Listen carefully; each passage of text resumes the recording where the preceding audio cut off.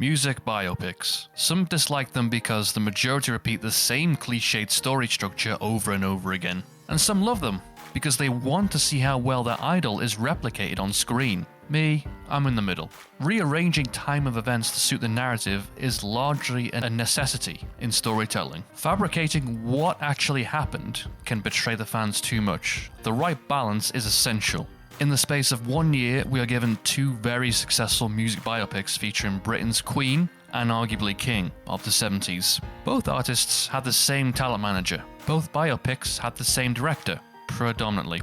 But which biopic took the history of the characters to construct and balance the best story? Let's find out. Minor spoilers ahead.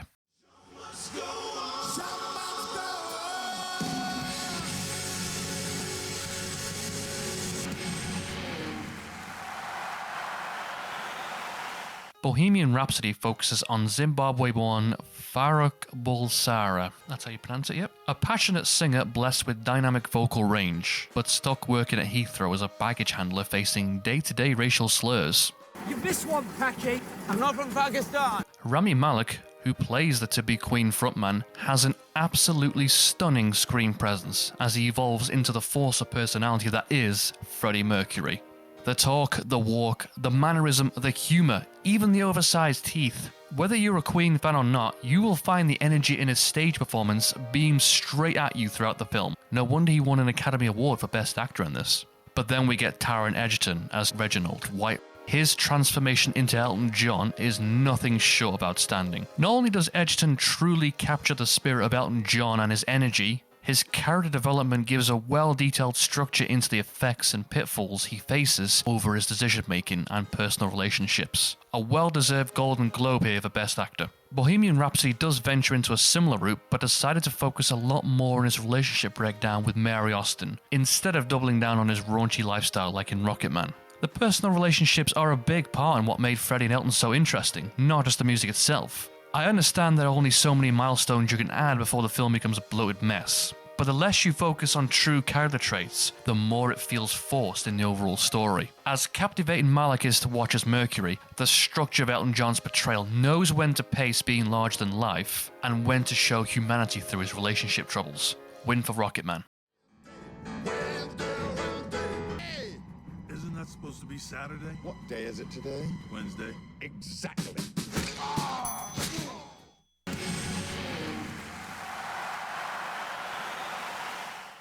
In terms of antagonists, most music biopics don't really have an outside threat besides a skeptic record company director. It wouldn't be enough just to pit them against doubtful parents as antagonists, or worthy obstacles. However, both films do have the toxic boyfriend who wants to take everything from the protagonist. Paul Prenter plays this role in Bohemian Rhapsody with a clear and similar background to Freddie. I know what it's like not to belong. Feeling like an outsider in a world that won't accept who he is. John Reid plays this role in Rocketman. He actually managed both Queen and Elton John, but in Bohemian Rhapsody, he's more of a prop to move the plot forward. In Rocketman, Reid is a manager and love interest. It feels like he has a lot more manipulative power over Elton than Paul does over Freddie. Our protagonists are faced with the decision to cut them out of their life to focus on what really matters, whether that's the music or their own well-being. Because both antagonists are written in almost the same way, it has to come down to the consequences of cutting them off. Paul threatens to tell the world about Freddie's sexuality once he leaves. This sounds like it could hugely affect the story, but it doesn't. The film has to cram in Queen's Live Aid build-up, and this has no bearing over the rest of the film. Rocketman's John Reid has Elton locked into contract, stating that even if he kills himself in drug-laced self-destruction, he will still be making money off him. That's cold. Now, I appreciate that both of these real-life characters are much more tailor-made to suit the narrative. Both movies have a chance to tie this antagonist narrative up with some form of effective resolution. Bohemian Rhapsody just shows Paul telling Freddie's secrets on TV, and that's it. Rocketman gives us a reflective moment with Elton John in an AA meeting. Its resolution is about moving on by making amends with oneself before rebuilding and cutting off what's killing you. You just need to remember who you are and be okay with it. It is not a straightforwardly satisfying resolution because it has to tie the loose ends with other characters too. However, it delivers a much more humane conclusion compared to Rhapsody's complete lack of. It's another win for Rocketman.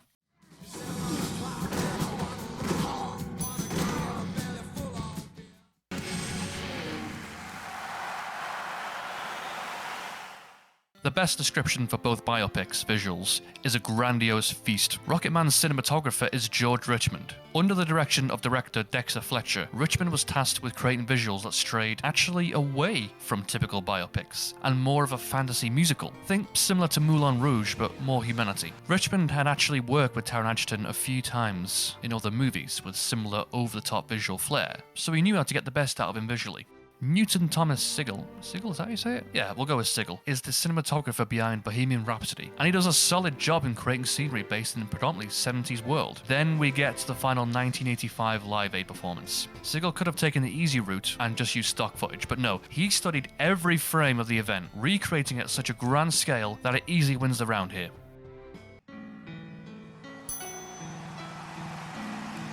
Is what I want to say. What does Rocketman do any better? Well, it's nothing to do with that, but if we're judging the visuals, then that unfortunately includes the pacing. Now, I don't wish to point fingers here at editor John Ottman, or the departure of Bryan Singer leading to reshoots. I mean, there's already a video on YouTube highlighting the unnecessary amount of cuts in the John Reed meeting.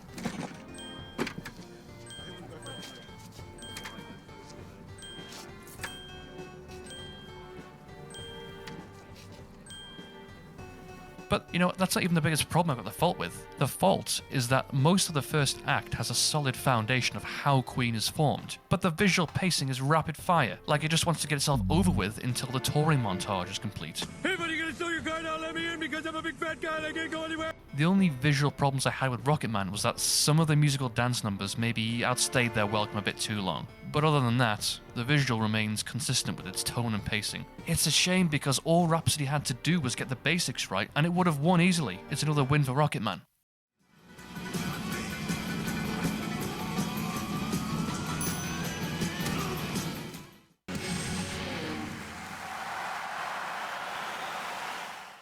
Both biopics take a very different strategy with how music works in their film. Freddie Mercury has an almost unique vocal range, so recreating his singing to the point where it felt like Freddie Mercury was in front of you needed much more than Rami Malek alone. Canadian singer Mark Martel and Queen recording tapes were used to recreate Freddie Mercury's unique singing voice in Rhapsody. It never feels out of place. It always transitions very well. Now, Rocketman doesn't want to be a typical biopic, more of a musical journey. It's a true fantasy.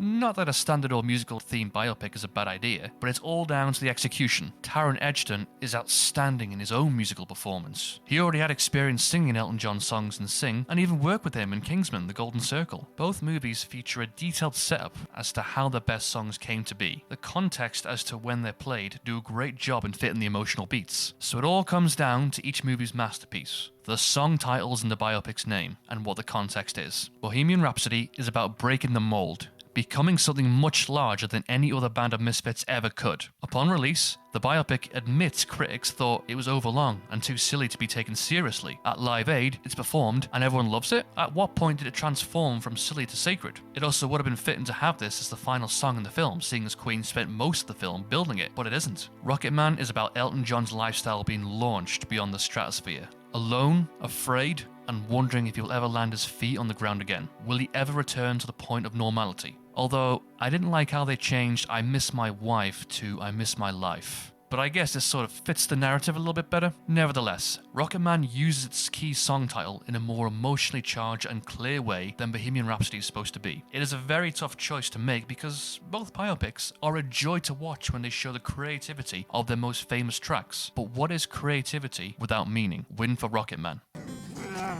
I'm the luckiest man on earth.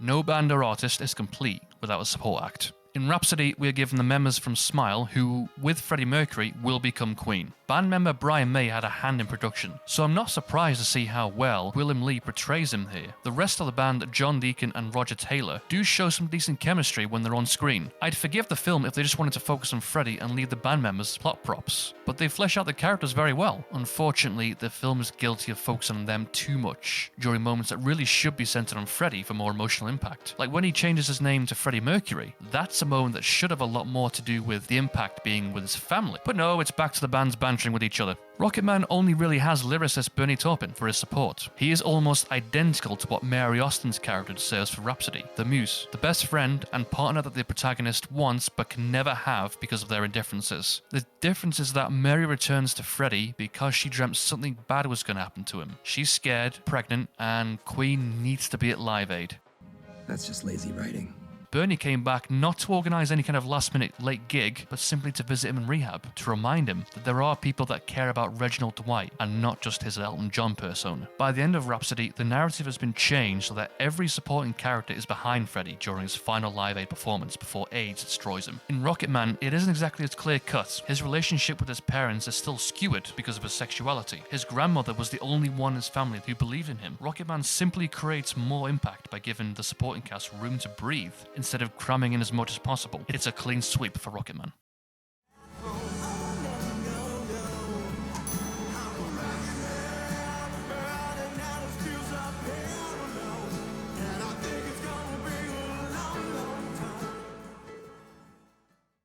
This wasn't meant to be a bashing of Bohemian Rhapsody. I personally really enjoyed most of it. Looking back on the drama that unfolded during Rhapsody's production, we're lucky we got a film as fun and as aesthetically pleasing as we did. Who knows, maybe if we had Dexter Fletcher's first choice and a lot more control over Rhapsody like he did for Rocketman, we might have got a better paced biopic. I actually want to see more music biopics in the future that try a different formula like Rocketman did. Be more focused on the journey, not the destination. I hope you enjoyed this comparison.